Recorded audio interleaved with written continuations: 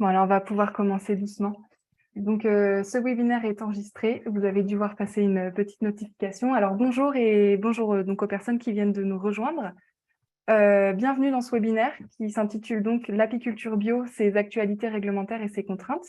Donc, pour ceux qui ne me connaissent pas, je suis Maëlle Collin, je suis animatrice apiculture à l'ADA Bretagne, donc l'ADA dont la mission est d'accompagner les apiculteurs, notamment pro sur la région Bretagne. Et je suis aussi la modératrice de la conférence en ligne d'aujourd'hui. Donc, je vais me charger de recenser vos questions et de les restituer à nos trois intervenantes que vous avez donc à l'écran, Emma, Cécile et Anne-Lise. Je vais vous laisser vous présenter. Est-ce que Emma, peut-être tu veux bien commencer? Oui, bonjour. Alors, donc, moi, je suis Emma Nozière et je travaille à ADA France, donc sur l'animation du réseau des ADA et plus particulièrement sur les sujets sanitaires et apiculture biologique.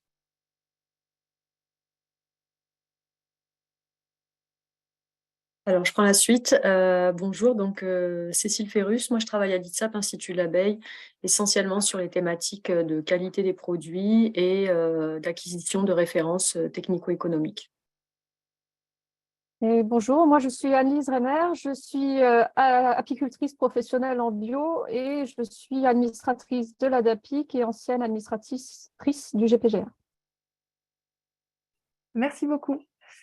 Alors, ce webinaire, pour recontextualiser, s'inscrit dans une série de webinaires qui s'appelait donc les Visio Centré Ouest et qu'on avait proposé en partenariat avec trois ADA sur cette période d'intersaison-là. Donc là, on est sur le dernier webinaire de la série. Et alors, concernant le déroulé, on va dédier la première demi-heure de ce webinaire à nos intervenantes. Donc, dans un premier temps, Cécile et Emma vont tout d'abord vous présenter les différentes actualités réglementaires qui touchent à l'apiculture bio.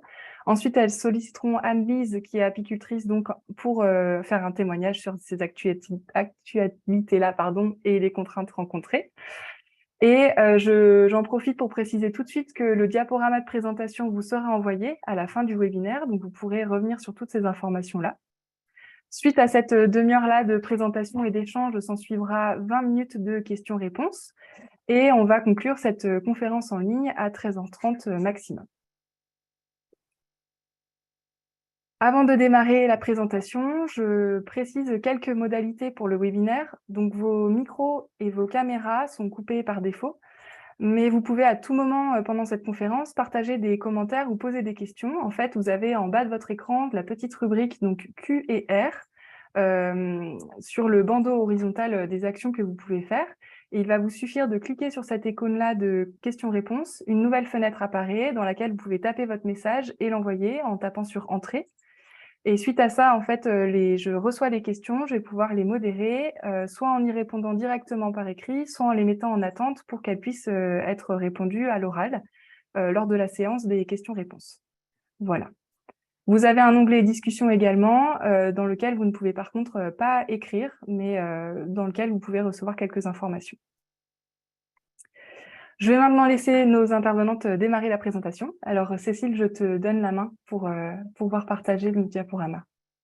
Ok.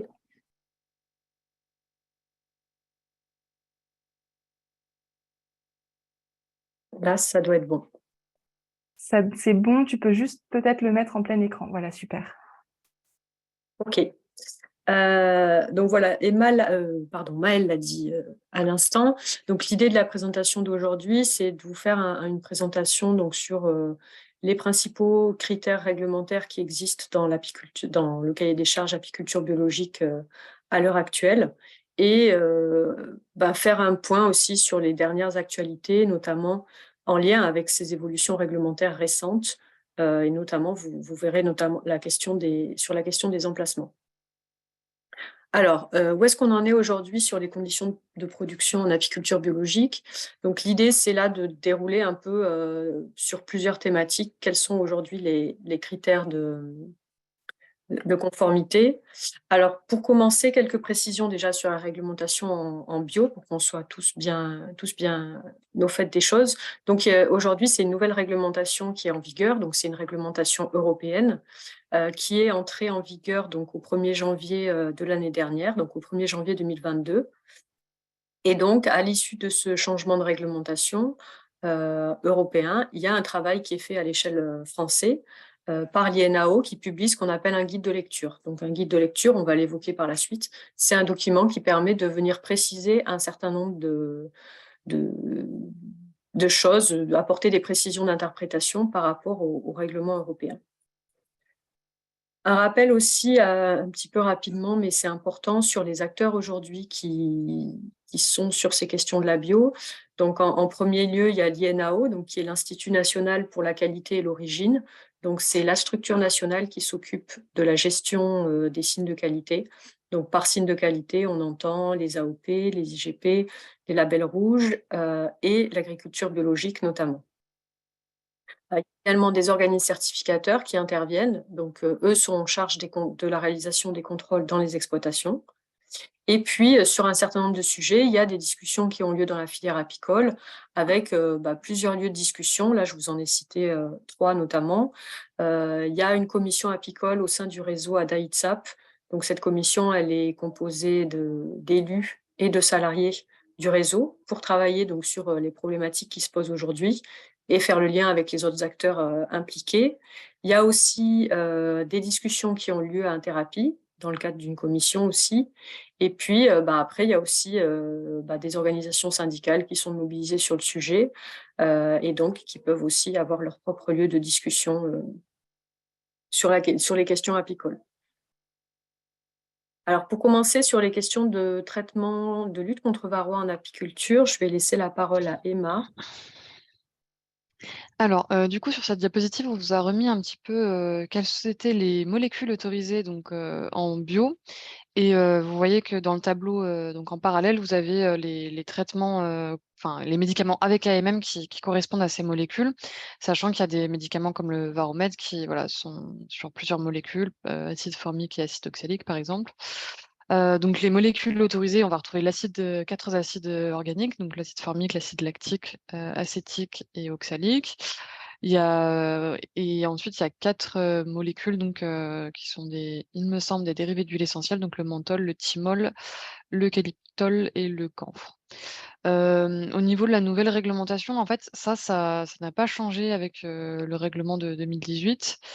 Par contre, donc on a eu plusieurs questions qui ont été remontées du terrain sur est-ce qu'il faut utiliser des médicaments avec AMM? Est-ce que notre organisme certificateur est tenu de nous contrôler là-dessus? Alors, dans la réglementation, c'est la réglementation générale, vous êtes obligé d'utiliser des médicaments avec AMM. Par contre, les OC ne sont pas tenus de vérifier ça. Seulement, s'ils constatent des manquements sur l'exploitation, ils sont obligés de faire remonter normalement ce manquement. Cécile, je te repasse la parole. Oui, donc ça c'était pour la partie lutte contre varroa. Si on passe donc aux conditions de nourrissement en apiculture biologique, donc ce que dit la réglementation, c'est qu'il faut laisser donc suffisamment de réserves en miel et en pollen pour assurer l'hivernage des colonies, donc à l'issue de la saison de production. Il est précisé que ce nourrissement est possible uniquement quand la survie des colonies est menacée en raison de conditions climatiques.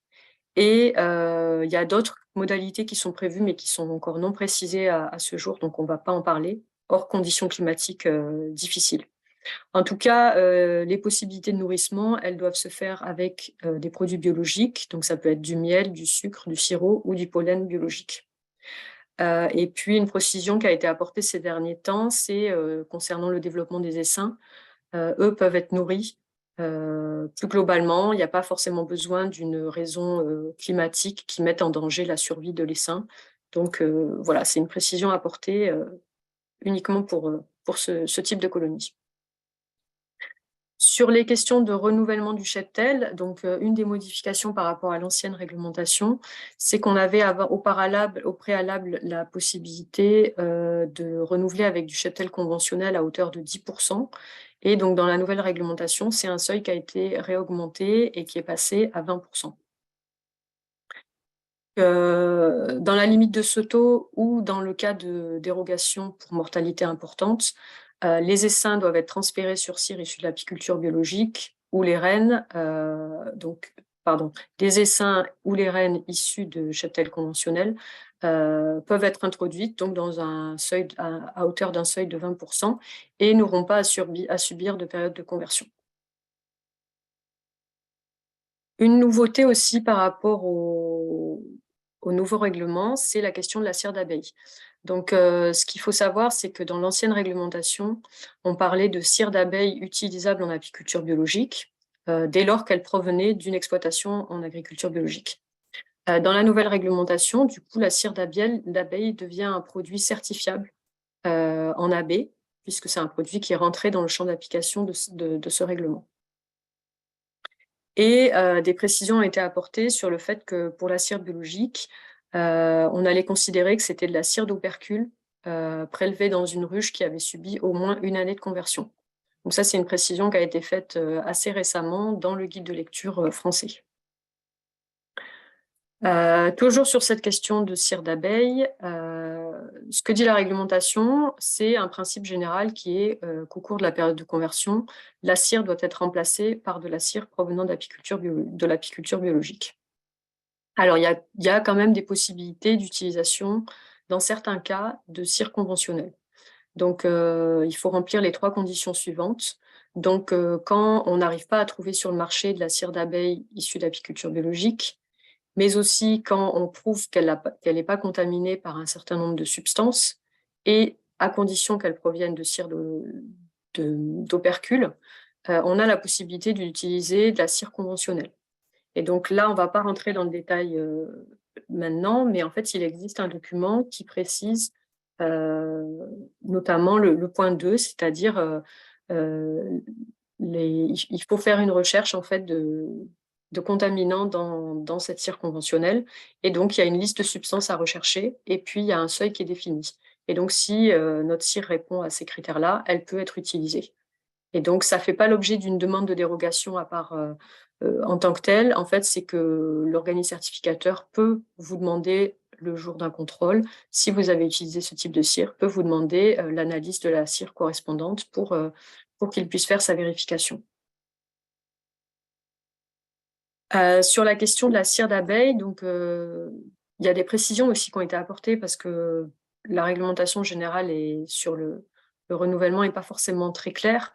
Ce qui ressort en tout cas, c'est que pour les nouveaux cadres de corps et de os, la cire utilisée doit impérativement être issue d'apiculture biologique et que par contre, pendant la période de conversion, il n'est pas obligatoire de changer toutes les cires de corps pendant cette année de conversion.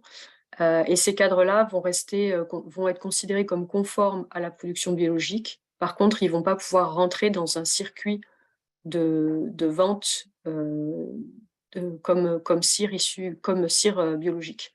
Donc voilà, il y a une tolérance pour qu'un certain nombre de cadres de corps puissent rester dans la ruche. Mais voilà, en tout cas, il ne faut pas qu'ils soient revendus comme de la cire bio après. Alors, un autre critère donc, à l'apiculture biologique, c'est sur les types de matériaux à utiliser. Donc, ce que dit la réglementation, c'est qu'il faut privilégier des matériaux naturels qui ne présentent pas de risque de contamination, notamment pour les produits de l'apiculture. Et là aussi, des précisions ont été apportées au niveau français. Donc, il y a certains éléments qui peuvent être en plastique. Donc, c'est le cas, par exemple, pour le matériel d'élevage, pour les cupules, par exemple. Nourrisseurs et planchers aussi peuvent être en plastique. Par contre, vraiment, les éléments principaux, le corps de la ruche, les os et les cadres, eux, doivent être en matériaux naturels. Et il y avait aussi une possibilité pour les nucléis de ne pas être en matériaux naturels. Donc, ça, c'est des précisions donc, dans le guide de lecture français. Sur les questions de nettoyage, donc on a la possibilité en apiculture biologique d'utiliser de la soude caustique à des fins de nettoyage du matériel apicole. Donc c'est notamment le cas pour nettoyer les cadres, enlever notamment des restes de propolis par exemple. Sur la question de la protection des ruches, là aussi il y a des précisions qui ont été apportées. Donc la cire microcristalline est autorisée en apiculture biologique. Et également les peintures à pigments aluminium, comme les peintures thermopeints, qui peuvent être utilisées pour peindre les ruches à l'extérieur. et ainsi protéger le bois des ruches.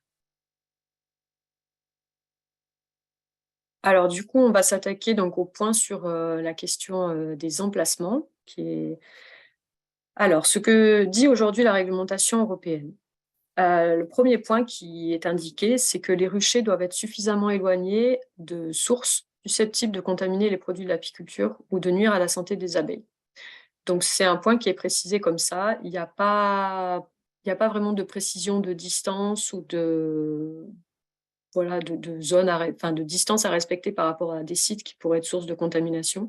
En tout cas, voilà, il faut privilégier vraiment des sites qui ne sont pas juste à côté d'une autoroute ou trop proche d'une zone industrielle, voilà. Et ensuite, le critère aussi qui est important, c'est que les ruchers doivent être situés de telle façon que dans un rayon de 3 km autour des ruchers, les sources de pollen et de nectar pour les colonies soient essentiellement issues soit de cultures issues de l'agriculture biologique, soit de flore spontanée, soit de cultures traitées avec des méthodes ayant une faible incidence sur l'environnement. Donc ça, c'est ce que dit le texte. Et cette condition-là, sur cette zone de butinage, ne s'applique, enfin c'est un raisonnement qu'il faut avoir à un moment donné et regarder ce qu'il y a en floraison autour des ruchers à cette période-là. Et donc, la difficulté auquel on est confronté là depuis le nouveau règlement, c'est que dans ce nouveau règlement européen, on avait une dérogation qu'on appelait souvent la dérogation pollinisation. Donc, cette dérogation, elle permettait de mettre temporairement des colonies sur des zones conventionnelles, donc sur des zones de butinage non conformes, à des fins de pollinisation, si à un moment de l'année, on avait besoin justement d'aller sur ce type d'emplacement, faute de mieux. Et donc, dans ces cas-là, le miel était déclassé en conventionnel. Et ce qui s'est passé, c'est que dans le nouveau règlement, ce point n'a pas été repris. Ce qui veut dire que si des colonies conduites en AB sont mises sur des emplacements non conformes, on va vers un déclassement de ces colonies en conventionnel. Alors, il y a beaucoup de questionnements qui se posent avec cette suppression, notamment voilà, comment certaines exploitations qui sont dans certains types d'environnements vont pouvoir poursuivre leur activité en AB. On s'est questionné aussi sur la cohérence finalement de cette mesure-là, parce que si en parallèle, si au lieu d'aller sur une zone non conforme en termes d'emplacement, on doit nourrir à la place, voilà, il n'y a pas forcément non plus de cohérence par rapport à ça. Et puis, il y a évidemment la question de l'impact économique de cette disparition de la suppression de cette dérogation sur le fonctionnement des exploitations. En parallèle de cette question-là, des emplacements de manière générale, il y a aussi une question qui se pose par rapport à la dérogation, ce qu'on appelle la dérogation lavande. Donc, c'est une dérogation qui est maintenue pour le moment, mais qui existe depuis 2001 et qui permettait que du miel produit dans un environnement de culture de lavande et lavandin conventionnel puisse être vendu en bio, sous réserve de faire une analyse de recherche de résidus et que cette analyse ne présente pas de résidus. Et donc, voilà, il y a cette question en plus qui est là, autour de la question des emplacements, et avec, voilà, là aussi, des questions autour du modèle économique de nombreuses exploitations, notamment dans le sud-est de la France, pour lesquelles la mielée de lavande est une mielée très importante. Et donc, sur cette question des emplacements, la situation aujourd'hui, c'est qu'on n'a pas réussi à trouver un consensus donc, entre les différents acteurs de la filière et l'INAO. Il y a d'autres pays aussi qui sont mobilisés sur cette question-là, et donc il y a une organisation européenne qui a sollicité la Commission européenne directement pour leur faire part de cette problématique de la conformité des emplacements en apiculture biologique. Et donc, on attend toujours cette réponse de la Commission européenne sur cette question. Et donc, face à cette attente, depuis 2022, on est dans une situation de statu quo, c'est-à-dire que pour l'instant, on reste sur la conformité des emplacements telle qu'elle était définie avant. Et voilà, le risque, on ne sait pas quand est-ce que cette réponse va arriver, mais donc voilà, pour le moment, c'est ce statu quo qui existe, avec le guide de lecture qui reprend du coup la même chose que l'ancienne réglementation. Donc je vous ai juste remis cet extrait du guide de lecture, mais le guide de lecture confirme qu'aujourd'hui, il faut interpréter, donc on l'a vu tout à l'heure, hein, il fallait que les sources de pollen et de nectar soient essentiellement issues de cultures conduites en agriculture biologique, de fleurs spontanées ou de cultures traitées avec des moyens ayant une faible incidence sur l'environnement. Et donc, aujourd'hui, c'est l'interprétation qui est encore en cours, c'est que ce terme essentiellement doit signifier que plus de 50%, que au moins 50% de la zone de butinage doivent être conformes à un moment donné, en regardant les cultures qui sont en floraison à cette période-là autour des ruchers. Alors, je laisse la parole à Emma par rapport aux travaux du réseau ADA-ITSAP sur cette question. Alors, donc, suite un peu à ce que vient de vous présenter Cécile, on peut se demander, donc, en tant que réseau des ADA et ITSAP, comment on travaille un petit peu sur la question. Déjà, donc, on participe en fait à plusieurs niveaux de dialogue sur ces questions au national. Donc, déjà, on est présent à la commission apiculture de l'INAO. Auparavant, donc, c'était seulement un groupe, donc ça s'est un petit peu formalisé en 2022 en commission et depuis 2022, on a une apicultrice qui est présente au CNAM, donc qui est Sylvaine Charpentier, qui est administratrice à ADA France. Et donc notre présence à Interapie lui permet de représenter en fait l'apiculture au CNAM par Interapie. Donc au niveau d'Interapie, on est également dans les dialogues qu'il peut y avoir dans les différentes commissions. Il y a plusieurs syndicats. Et en fait, à chaque fois dans ces instances, on s'efforce d'avoir vraiment une posture avec une expertise technique sur les différents sujets. Et on voit aussi qu'il y a la force de notre réseau, c'est d'être capable de prendre assez rapidement la température auprès des apiculteurs pour ensuite faire des positions qui sont techniquement réalistes. Et depuis donc fin 2022, parce que c'est quand même des sujets qui sont très complexes et parfois difficiles, donc il y a beaucoup d'avis différents sur toutes les questions qu'on vous a présentées. Et c'est normal parce que tout le monde n'a pas les mêmes contraintes selon les régions, selon les modes d'exploitation. Et du coup, ce qu'on a mis en place, c'est une commission bio au sein du réseau des ADA, où donc ce sont des apiculteurs adhérents du réseau qui représentent leurs ADA, donc il y a environ 2 apiculteurs par ADA. Et ça nous permet donc de faire un peu des retours terrain, d'avoir plusieurs avis d'apiculteurs bio, puisque par exemple au CADA France, on a seulement Sylvaine, je crois, qui était apicultrice bio. Et voilà. Et donc notamment sur cette commission nous permet aujourd'hui, donc parce qu'on a plusieurs petits travaux en cours, notamment, on aimerait lancer une enquête prochainement auprès des apiculteurs pour faire un petit point sur les conséquences de la réglementation sur les exploitations et faire remonter des éventuelles en fait, disparités de modalités de contrôle par les organismes certificateurs. Donc, par exemple, sur la question des emplacements, comment est-ce que votre organisme certificateur va contrôler votre emplacement? On se rend compte aujourd'hui, d'après ce qu'on recueille petit à petit, que c'est assez divers. Voilà. Donc je vous propose maintenant de passer donc au témoignage d'Anne-Lise Reiner, donc qui va se présenter. Donc peut-être en quelques mots, Anne-Lise, je te laisse te présenter d'abord pour commencer. Donc, comme je le disais, je suis apicultrice professionnelle depuis 2016, en bio depuis 2017, en région centre dans le Loiret. Et donc, je suis devenue administratrice de l'ADAPIC et du GPGR parce que je suis à la fois productrice de miel et de gelée royale. Et quand s'est présentée la question du nouveau règlement bio et qu'il y avait besoin d'apiculteurs professionnels dans le groupe de travail INAO pour expliquer un peu mieux nos contraintes techniques sur le terrain pour travailler tous ensemble pour le guide de lecture, je m'étais proposée pour faire ça. Voilà. Et maintenant, je fais partie de la commission bio d'ADA France. Très bien. Donc première question, pour toi, quelles sont les principales contraintes en fait, que la réglementation impose en apiculture bio? Alors jusque-là, le plus dur pour nous, enfin pour moi en tout cas, c'était le traitement varroa.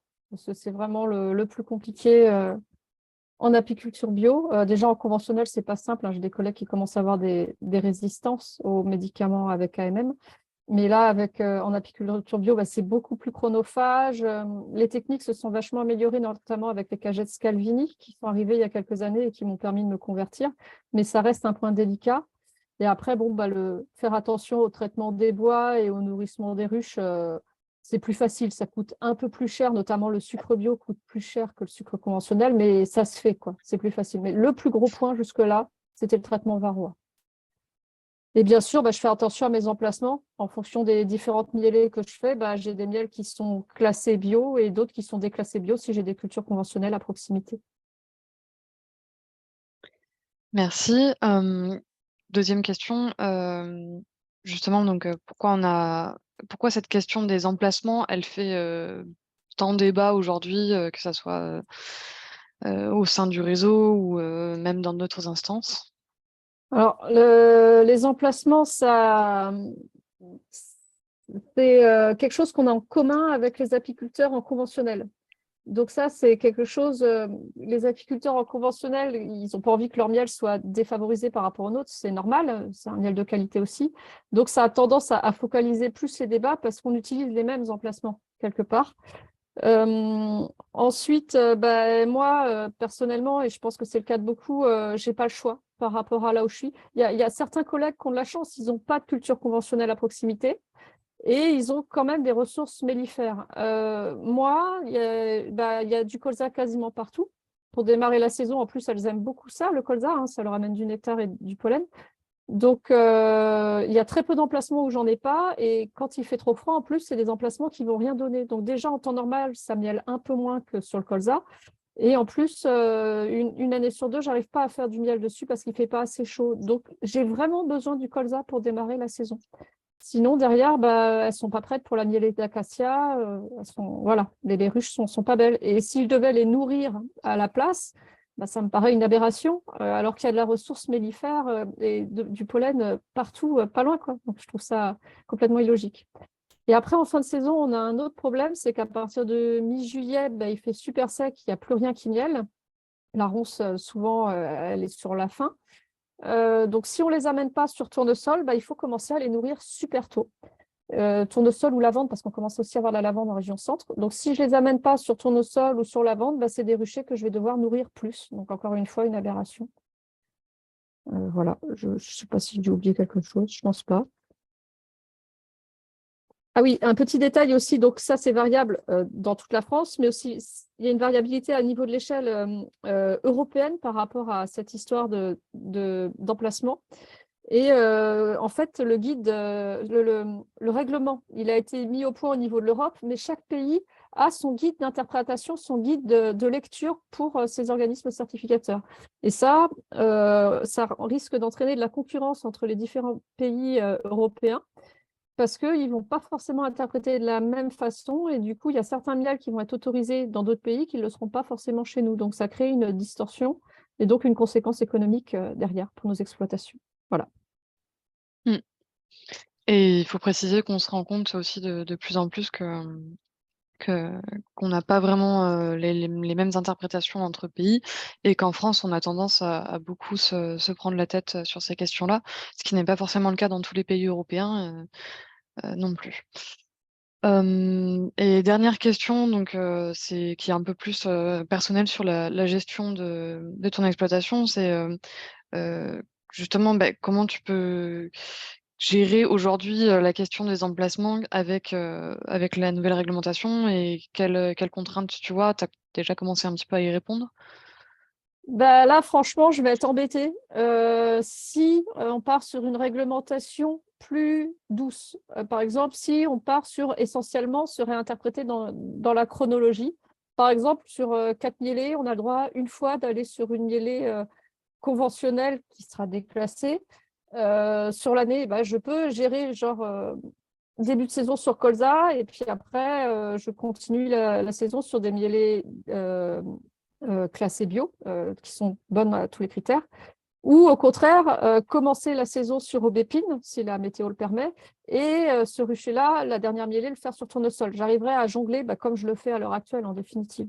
Par contre, si on part sur une version plus ferme, où on n'a plus le droit de déclasser, on n'a plus le droit du tout d'aller sur des emplacements conventionnels, sinon les ruches repartent pour un an de conversion, là, je vais être très, très embêtée. Alors, peut-être que je commencerai sur les 2 pauvres ruchers où j'arrive à faire du miel bio, à commencer par le miel bio.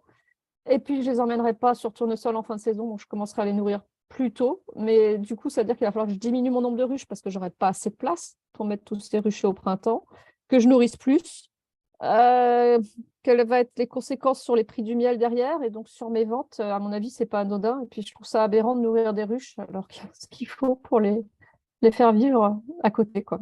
Donc, ça va avoir un réel impact. Et peut-être que je devrais arrêter l'apiculture biologique, en tout cas, si ça part comme ça. Merci Anne-Lise. Du coup, peut-être qu'on va passer aux questions. Oui, merci Maëlle, je te beaucoup. laisse nous les faire suivre.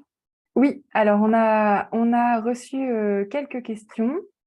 Une première question sur la thématique des emplacements d'un apiculteur qui nous dit qu'en formation, pour les zones de 3 km de rayon, on lui a dit qu'il fallait avoir moins de 40% de culture de colza dans ce rayon-là, et il demande si c'est toujours vrai.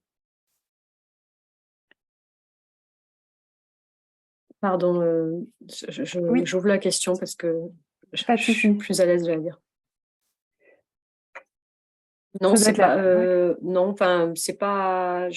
Moi, je vois pas du tout d'où sort ce 40%. Aujourd'hui, c'est ce que je vous ai dit tout à l'heure, c'est qu'il fallait que ce essentiellement de culture conforme autour des ruchers, il était interprété comme 50%. Il fallait au moins 50% de culture conforme autour d'un rucher à une date T. Donc non, je ne vois pas d'où vient ce 40%. Et il a réagi en disant que ça viendrait de la norme EcoCert. Mais il n'y a pas de normes éco-cert en fait. Enfin, Non, après, ce qu'il peut y avoir, c'est qu'il y a des organismes certificateurs qui ont un document sur leur site internet avec, on va dire, leur lecture ou comment ils vont, les critères qu'ils vont contrôler. Du coup, c'est possible qu'ils aient fait qu'ils aient proposé ce critère-là. Après, ça n'engage que eux en termes de pratique. Mais c'est pas un critère réglementaire ou voilà. J'ai une Aujourd'hui, petite on est sur le seuil de 50%. Et petite précision par rapport à ça, on a encore des différences entre les organismes certificateurs et entre les agents à l'intérieur des organismes certificateurs. Et il ne faut pas hésiter à nous faire remonter à la commission bio d'ADA France. Les organismes certificateurs eux-mêmes veulent mettre tout à plat pour tous être égaux. Et il faut nous le faire remonter, ça, pour qu'on puisse le signaler. Je ne sais pas si je suis claire. Non, mais tu as raison de le soulever, Anne-Lise, hein, parce que on a déjà vu dans le passé, enfin à la base, le guide de lecture français qui est publié par l'INAO, il avait pour objectif d'harmoniser la lecture de la réglementation. Parce qu'en fait, on avait sur certains sujets un petit peu des interprétations différentes entre différents types d'acteurs et notamment entre organismes certificateurs. Donc il y a besoin d'avoir une base de lecture des règlements, aussi bien pour aider les contrôleurs que pour aider les apiculteurs à mieux comprendre les critères qui sont attendus. D'accord. Sur la même thématique de l'emplacement, on a, en parlant cette fois de la dérogation pollinisation, une question qui est, pour la dérogation pollinisation, parle-t-on uniquement des ruches mises en production ou est-ce qu'on parle aussi des essaims, par exemple, qui resteraient sur des emplacements non conformes, en sédentaire?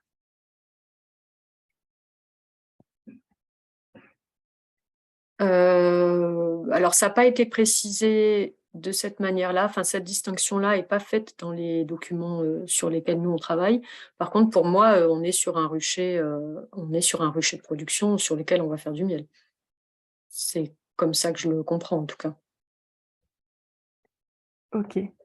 Je ne sais pas, Annie, ce que toi t'en Bah, penses. vu qu'on parle de déclasser les ruches et de repartir sur 1 an de conversion, si c'est un essaim que tu fais au mois de juin et qui fait la fin de saison sur du conventionnel, il pourra pas être, le miel ne pourra pas être labellisé bio avant l'année suivante, enfin plus 1 an, quoi. Donc, c'est ça peut-être Mais l'intérêt. Maëlle, Mais juste c'est pour vrai bien qu'on n'a pas comprendre, discuté. ouais, Maëlle, pour bien comprendre la question, c'est sur des ruchers d'essaims ou c'est juste pour le développement des essaims, c'est pas pour faire du miel. Oui, la question, c'est ça. C'est ça C'est la est-ce qu'en question. fait, Ok. cette dérogation et la question autour de sa suppression, en fait, s'applique uniquement pour des ruches en production qui pourraient être du coup impactées, ou est-ce que ce sont exactement les mêmes conditions qui s'appliquent à des essaims qui sont en sédentaire, en fait, sur des ruchers d'élevage, par exemple? Le cas précis n'a pas été évoqué dans le groupe de travail, mais Ouais. c'est peut-être aussi par méconnaissance. Les gens de l'INAO ont demandé à ce qu'il y ait des apiculteurs professionnels dans le groupe de travail parce que justement, ils n'y connaissent pas grand-chose techniquement à l'apiculture, donc ils ont besoin de notre aide pour ça. Et peut-être que ça n'a pas été soulevé, effectivement. Donc, Ouais, ce je sont pense des que choses qui ça. vont être précisées. Ouais, je pense que moi, je vais noter la question. Ça peut faire l'objet de discussions pour clarifier en effet ce point. Ok. Merci beaucoup. Alors, cette fois, sur la thématique du traitement contre varroa, on a un apiculteur qui nous dit d'utiliser des lanières glycérinées avec de l'acide oxalique. Donc, son OC lui a mis une non-conformité autre, en fait, et il a prévenu son OC. Et il voulait savoir ce qu'il doit faire parce que le protocole est très efficace et il n'existe pas de protocole avec AMM qui lui convienne aussi bien. Et sa question, c'est donc que dois-je faire dans un premier temps et est-ce que mon OC peut déclasser l'ensemble de ma production cette année si je continue à utiliser ce protocole maison? Alors, en fait, ce qui se passe, c'est que, dans la réglementation, normalement, on est obligé d'utiliser des médicaments avec AMM. Après, dans le réseau des ADA, pardon, on sait très bien que, ça n'est pas forcément la réalité du terrain et qu'il y a beaucoup d'apiculteurs qui sont, hors des cadres, on va dire. On ne peut pas vous encourager, nous, à utiliser du hors AMM et en fait, là, dans le cas précis de cet apiculteur, si vous voulez, les OC normalement n'ont pas à aller, vérifier ça, lors des contrôles, mais si vous leur mettez sous le nez, ils sont tenus de le signaler. Donc, en le signalant directement à votre OC, effectivement, ils constatent un manquement et après, donc ce qu'il y a derrière, c'est que alors je sais plus si c'est un déclassement de la production, il me semble pas. Mais en tout cas, il est tenu de faire appliquer la réglementation générale qui est, en tant qu'éleveur, on utilise des médicaments avec AMM. Donc si vous continuez à utiliser des médicaments avec AMM, voilà, il faut avoir ça en tête, quand un organisme de contrôle va venir vous contrôler, s'il constate ça sur votre exploitation, il peut vous mettre un manquement. Ok, Heu, merci pour la réponse. je vais juste vérifier d'ailleurs à quel manquement ça correspond. Pas vous dire de bêtises, mais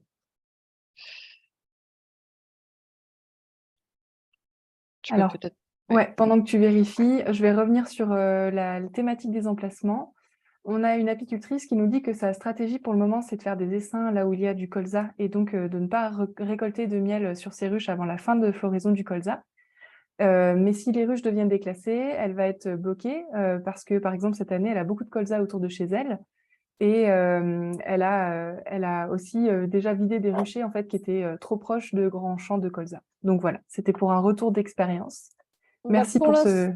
Oui, pour l'instant, on tu veux reste sur le réagir? statu quo. On reste sur le statu quo jusqu'à ce que la note de la Commission européenne arrive. Et là, on saura à quelle sauce on sera mangé. Mais là, c'est statu quo pour l'instant. Donc, on peut continuer pour l'instant.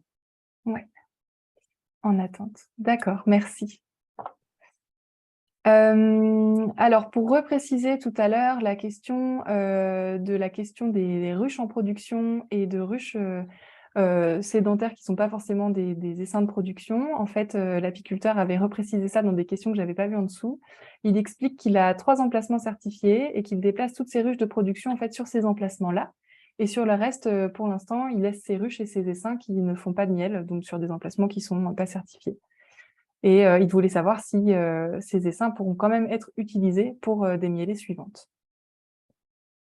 Est-ce que ça reprécise un peu, Cécile, par rapport à la réponse que tu avais donnée, ou est-ce que on reste dans l'idée de devoir retravailler cette question-là avec pour l'instant pas beaucoup de précision selon le type de colonie qu'on met sur les emplacements? Ouais, vraiment sur la question des essaims, moi j'aurais tendance à dire que c'est à part par rapport aux colonies de production. Mais du coup, je préfère quand même qu'on vérifie ce point avant d'apporter une réponse plus définitive. Ok, ça marche. Alors j'en profite pour les personnes parce que là je vois qu'il y a pas mal de questions qui commencent à arriver. Ce qui peut se passer, c'est soit qu'on n'ait pas le temps de traiter toutes les questions ou que typiquement dans ce genre de questions-là, en fait, on n'ait pas de réponse encore très claire à apporter. À la fin du webinaire, je vous enverrai un lien vers un questionnaire de satisfaction. Ce sera l'occasion pour vous de reposer votre question dans ce questionnaire-là pour qu'on en ait bien une trace écrite et qu'on puisse revenir vers vous avec une réponse par mail suite au webinaire. Voilà, je vous le dis maintenant pour avoir ça en tête. Oui, Ouais, vas-y. j'en profite juste pour rebondir là sur les médicaments hors AMM. En fait, en cas de premier constat, normalement, vous recevez un avertissement. Donc, il n'y a pas de conséquences immédiates. Mais voilà, donc c'est pour prévenir qu'elle s'expose en cas de récidive à donc une suspension partielle de certification. Et là, effectivement, il peut y avoir un déclassement du lot, Ok. voire des colonies. Mais en fait, tout ça, c'est vraiment laissé au bon vouloir des organismes certificateurs, si vous voulez. Il va y avoir et des personnes aussi, j'imagine. Donc, il y a des personnes qui seront plus ou moins tolérantes. Et voilà. Et c'est justement un des axes de travail du réseau, d'aller travailler avec les organismes certificateurs pour qu'on ait une meilleure harmonisation de ces contrôles et pour qu'on n'ait pas de disparité et d'inégalité entre les apiculteurs. Et ça, c'est au niveau des organismes certificateurs, mais quand la DGAL était rentrée dans le dialogue par rapport à ça, pour faire supprimer l'autorisation ils avaient carrément parlé de destruction de cheptel et de destruction de récolte à l'époque. Alors, Oui, est-ce que c'était après, pour faire peur ou en fait, je ça, sais pas. c'est la réglementation générale et bon, c'est ce que la DGL doit répondre. Après, dans les faits, je ne pense pas que la DGL aille faire beaucoup de destruction de colonies. Ils peuvent le faire, hein, mais je ne pense pas qu'en pratique, ils le fassent. D'accord. Alors, on a une autre question toujours sur les emplacements, en particulier sur le colza. Un apiculteur qui nous dit: personnellement, sur tous mes ruchers, il y a du colza. Il n'y a pas de possibilité de trouver un emplacement sans colza à moins d'1 heure. Mon sort dépend donc de l'interprétation plus ou moins stricte de mon organisme certificateur. Puis-je faire analyser mon miel de printemps pour voir si les seuils sont dépassés et si oui, quels sont ces seuils? Est-ce que vous avez une réponse à apporter à cette question? Euh, Je veux bien me lancer si tu veux. ouais, vas-y, je rassemble mes idées. Alors, à l'heure actuelle, on a une obligation de moyens, pas de résultats. Donc, on a une dérogation pour la lavande avec les analyses libératoires, mais pas pour les autres mielés. Et il faut savoir que ça fait des années qu'ils font des analyses sur la lavande et c'est hyper rare. Je ne sais pas si c'est arrivé 1 ou 2 fois peut-être de retrouver quelque chose. Parce qu'en fait, les abeilles filtrent, donc tu n'as quasiment rien dans le miel. Potentiellement, tu vas peut-être retrouver des résidus dans les cires, mais dans le miel, il est toujours nickel. Alors ça, il n'est pas différent du miel des apiculteurs conventionnels, hein. Ça filtre, donc on trouve très peu de choses dans le miel en définitive. C'est une obligation de moyens, pas de résultat. Ouais. En fait, pour compléter ce que dit Annelise, c'est vraiment. Alors, je regardais, mais c'est vrai que les organismes certificateurs ont la possibilité quand même de faire des prélèvements lors des contrôles, donc prélèvement de cire ou prélèvement de miel, par exemple, s'ils ont un doute sur l'emplacement, ou, par exemple, ou les pratiques. Mais par contre, c'est pas, enfin, c'est ce que dit Annelise, c'est que c'est pas l'obligation de résultat, c'est vraiment pas la logique du règlement actuel. Et du coup, je pense que le critère de conformité de votre emplacement, il va être observé. Enfin, on va regarder concrètement le type de culture qu'il y a autour de vos ruchers. Et l'OC ne va pas ne pas regarder ce point-là et vous faire plutôt une analyse de miel. C'est pas la logique de la réglementation actuelle, en tout cas. D'accord. Une apicultrice nous dit qu'Alisud m'a indiqué que les reines fécondées dans mes nuques en polystyrène entraient dans les 20% de renouvellement conventionnel. Et elle ne lit pas ça en fait dans le guide de lecture de l'INAO. Est-ce que vous avez une idée sur cette question-là? Alors, attends, tu peux juste Donc, redire des reines la question, fécondées. en fait, c'est est-ce que dans le cas de reines fécondées dans des nucléi en polystyrène, est-ce qu'on classifie ces reines-là dans les 20% de renouvellement dit conventionnel du cheptel?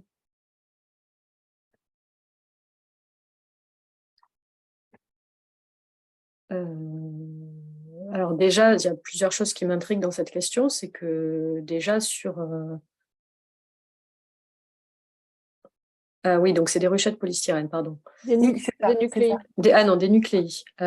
Oui, c'est ça. Dans le guide de lecture, je fais aussi une lecture différente. Dans le guide de lecture, les nucléi peuvent ne pas être en matériaux naturels. Donc déjà, ça veut dire que des nuques en polystyrène, c'est compatible avec de l'apiculture biologique. Et donc du coup, je ne vois pas pourquoi les reines fécondées avec ces nuques-là ne rentreraient pas dans son cheptel conventionnel, en fait. Mhm.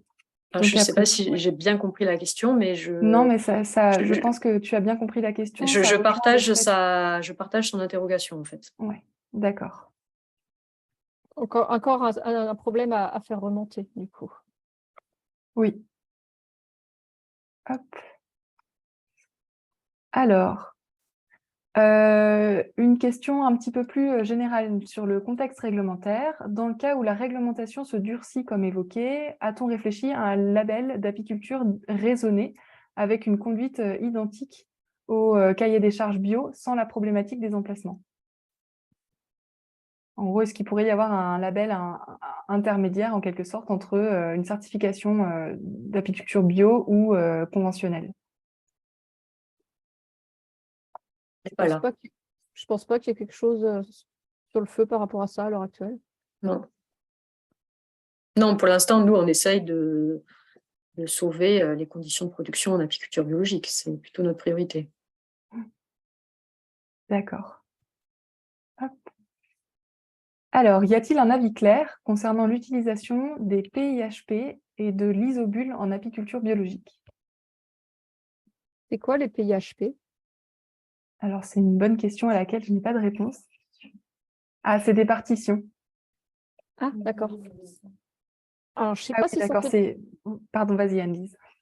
Non, vas-y, si c'est autre chose que des partitions. Non, non, c'est ça, c'est des partitions. Ah bah voilà, on a eu des précisions. Partition chaude isolante, partition isolante à haute performance, du coup isolée avec de l'isobule en fait. D'accord. Alors, je ne sais pas si c'est un règlement, le règlement français ou quoi. Moi, je sais que quand j'ai commencé à mettre des partitions et puis des petites couvertures aussi, mon auditeur m'a fait rajouter des gaines en plastique alimentaire. Et du coup, j'avais le droit de les mettre à condition qu'elles soient complètement emballées dans des gaines en plastique alimentaire. Mais est-ce que c'est l'auditeur qui a décidé qu'il fallait que ce soit comme ça ou est-ce que c'est un règlement? Ça, je ne suis pas sûre. D'accord. Et Emma et Cécile, vous n'avez peut-être pas forcément de données à ce sujet-là? Non, Non. enfin, dans le guide de lecture, en tout cas, il n'y a rien sur ce sujet. Après, j'ai souvenir de discussions il y a plusieurs années sur cette question des partitions. Mais voilà, peut-être que rien n'avait été statué, donc ça peut faire l'objet des questions à faire remonter aussi. D'accord. Très bien, merci beaucoup. Alors, encore une question. Y a-t-il une différence entre une cellule royale et une reine fécondée en ce qui concerne le renouvellement de cheptel? Alors, peut-être qu'il va y avoir besoin de préciser la question. Je pense que c'est par rapport au seuil des 20%. Oui, Ouais, je pense que c'est ça. Moi, Et je sais qu'à l'époque, l'auditrice me disait que même si j'allais greffer chez un collègue en conventionnel, la larve greffée comptait. C'est complètement aberrant. Donc, j'ai l'impression que c'est encore à nouveau à l'appréciation de l'auditeur.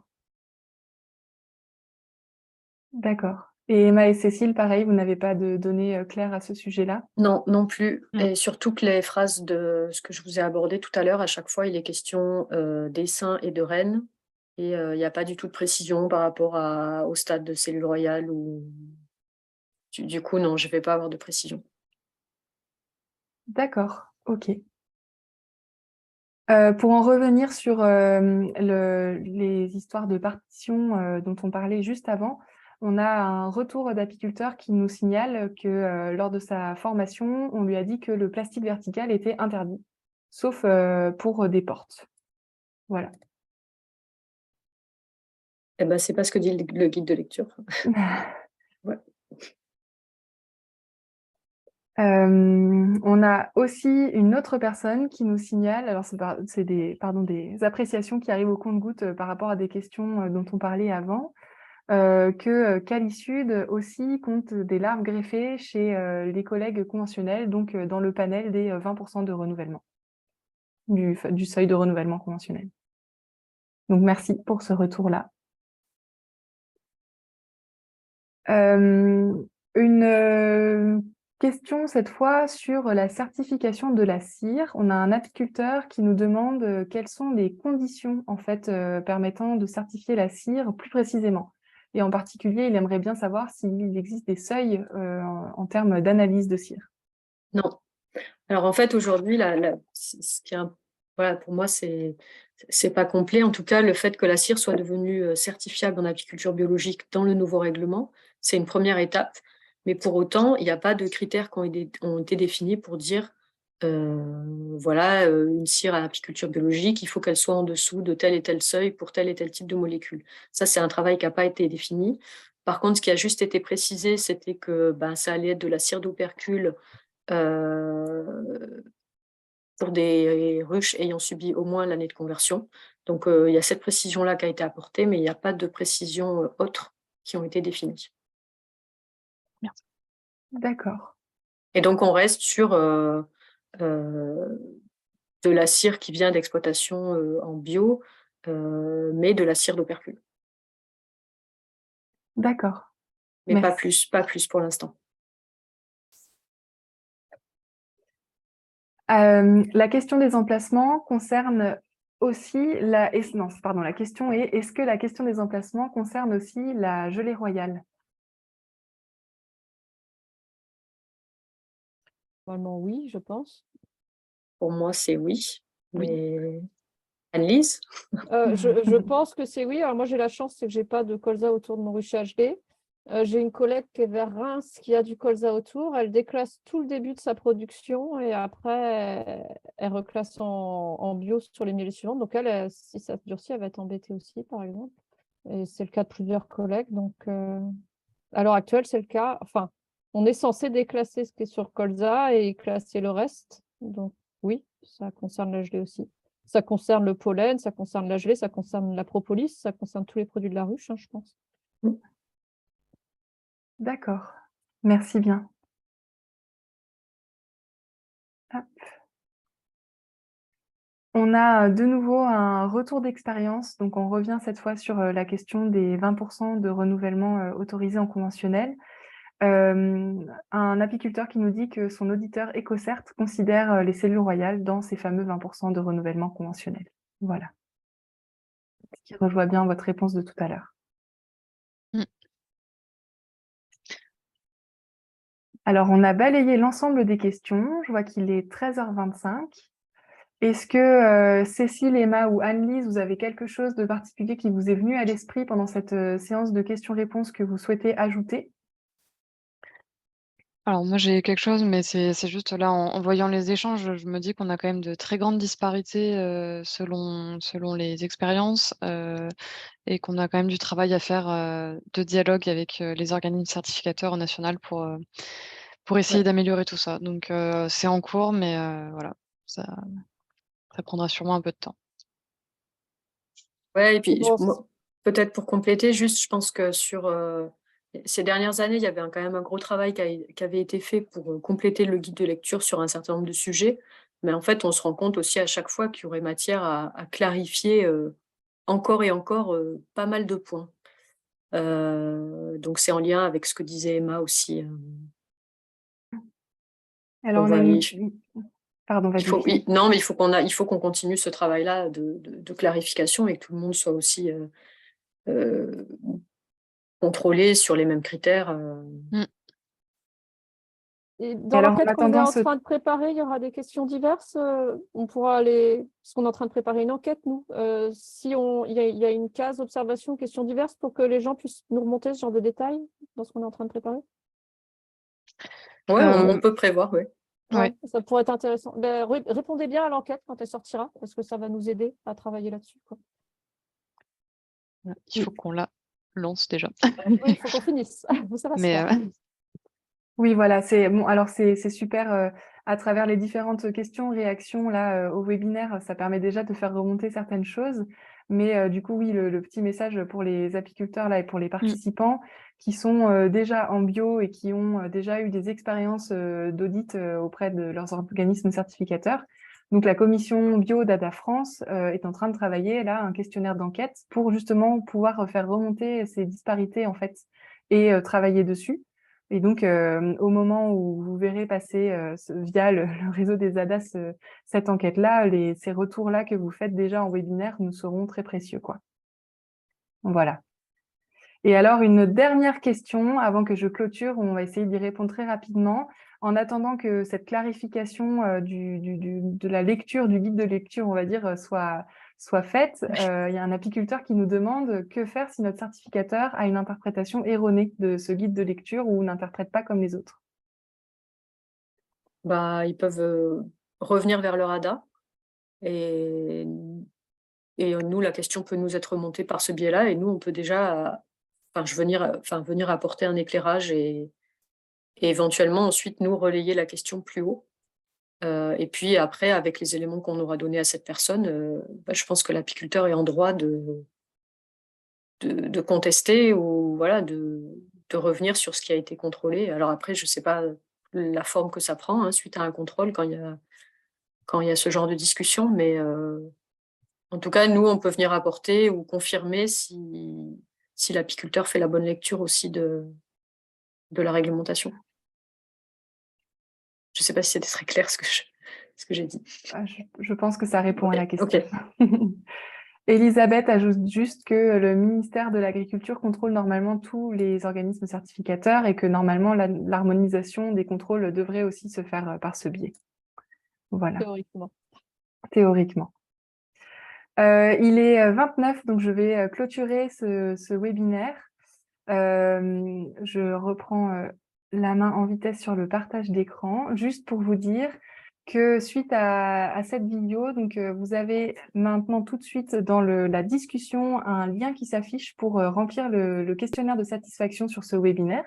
Merci à tous les présents, merci à nos 3 intervenantes pour toutes ces informations et ces échanges. Merci aussi du coup à l'ADA PIC et à l'ADA Pays de la Loire avec qui on a pu organiser cette session de webinaire-là. Et on reviendra donc vers vous pour vous envoyer le diaporama de présentation et l'enregistrement de la vidéo sera bientôt mis en ligne sur YouTube. Donc vous pourrez revenir sur tous ces échanges si besoin. Voilà. Merci à tous et bonne suite de journée. Merci à vous. Bonne journée à tous. Au revoir.